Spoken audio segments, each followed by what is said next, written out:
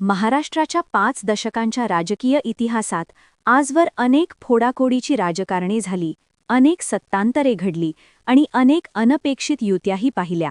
मात्र आज राज्याच्या राजकारणात जो महाभूकंप झाला आहे, त्याची कल्पना कोणी स्वप्नातही केली नव्हती.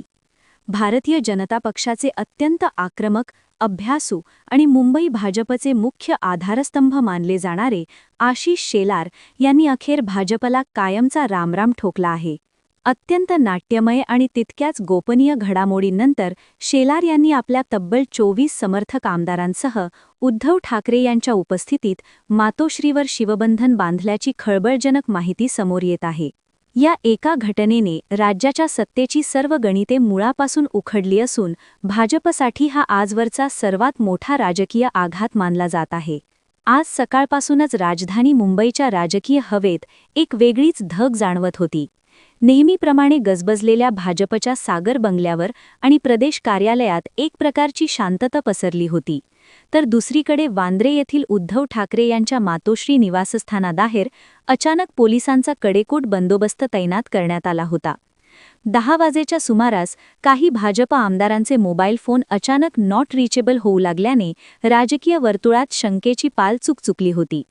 त्यानंतर काही वेळातच भाजपचे 24 आमदार वेगवेगळ्या गाड्यांमधून मुंबईच्या दिशेने रवाना झाल्याचे वृत्त आले आणि संपूर्ण महाराष्ट्राचे लक्ष टीव्ही स्क्रीनकडे खेळले. दुपारी 1च्या सुमारास आशिष शेलार यांचा ताफा मातोश्रीच्या प्रवेशद्वारातून आत शिरला आणि राज्याच्या राजकारणात एका नव्या अध्यायाची सुरुवात झाल्याचे स्पष्ट झाले. सूत्रांकडून मिळालेल्या अत्यंत विश्वसनीय माहितीनुसार आशिष शेलार आणि उद्धव ठाकरे यांच्यात मातोश्रीवर सुमारे 3 तास प्रदीर्घ चर्चा झाली. या चर्चेत राज्यातील सध्याची विस्कळीत राजकीय परिस्थिती, भाजपमधील वाढती अंतर्गत नाराजी आणि भविष्यातील निवडणुकांसाठीची संयुक्त रणनीती यावर सविस्तर खल झाला. आशिष शेलार यांनी भाजप सोडण्यामागे गेल्या अनेक महिन्यांपासूनची खदखद कारणीभूत असल्याचे बोलले जात आहे. पक्षात गेल्या काही काळापासून जुन्या, जाणत्या आणि निष्ठावान नेत्यांना निर्णय प्रक्रियेत डावलले जात असल्याची भावना शेलार आणि त्यांच्या समर्थकांमध्ये प्रबळ झाली होती.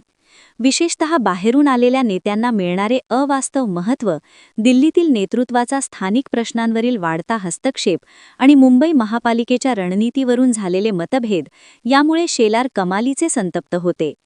आपल्या स्वाभिमानासाठी आणि समर्थकांच्या राजकीय भवितव्यासाठी त्यांनी अखेर मातोश्रीची वाट धरल्याचे दिसत आहे. भाजपसाठी हा केवळ एका नेत्याचा किंवा मंत्र्याचा राजीनामा नाही, तर हा पक्षाच्या अस्तित्वावर झालेला मोठा घाव आहे. आशिष शेलार हे मुंबई भाजपचे चाणक्य मानले जात होते. पक्षाची संघटनात्मक बांधणी असो, निवडणुकांसाठी लागणारी रसद असो किंवा कार्यकर्त्यांचे जाळे, या सर्व बाबतीत शेलार यांचा हातखंडा होता. अशा परिस्थितीत शेलार यांच्यासारख्या निष्ठावान शिलेदाराने पक्ष सोडणे हे भाजपच्या केंद्रीय आणि राज्य नेतृत्वाचे मोठे अपयश मानले जात आहे. त्यांच्यासोबत गेलेल्या 24 आमदारांमध्ये मुंबईतील 8, कोकणातील 6 आणि उर्वरित आमदार पश्चिम महाराष्ट्र व उत्तर महाराष्ट्रातील असल्याचे समजते. हे सर्व आमदार आपापल्या क्षेत्रात मातब्बर असून त्यांच्या जाण्यामुळे विधानसभेतील भाजपचे संख्याबळ लक्षणीयरित्या घटणार आहे.